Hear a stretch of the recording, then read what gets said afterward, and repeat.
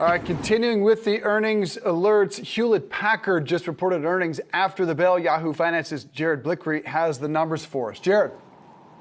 That's right. A difficult quarter for HP. And let's dive into the numbers there. Stock down about, 4 or 5% in after-hours trading. So third quarter, adjusted EPS coming in at $1.04, and that was 1 penny short of the estimate of $1.05. Net revenue also a miss by about $900 million, $14.7 billion. That is down 3.9% year over year. The estimate was for a bit higher at $15.6 billion. That breaks down into personal systems revenue of $10.1 billion. That's off by about $1.05 billion from the street estimate. Printing revenue, $4.58 billion. The estimate was for a tiny bit higher, $4.77 billion. And then their operating margin, that was a figure that beat. That came in at 9.5%. The estimate was for 8.76%.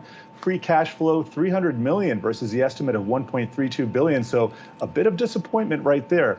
And then shares repurchased, 29.3 million shares, and that amounts to $1.03 billion in stock. Now, the guidance, that's what the street is waiting for. They're seeing adjusted EPS of 79 to 89 cents for the fourth quarter. That is quite a bit lower than the estimate of $1.07. For the full year, they're seeing adjusted EPS of $4.02 to $4.12. They previously saw $4.24 to $4.38, and the estimate was $4.30. So missing on, they're lowering the revenue, they're lowering their guidance in terms of adjusted EPS.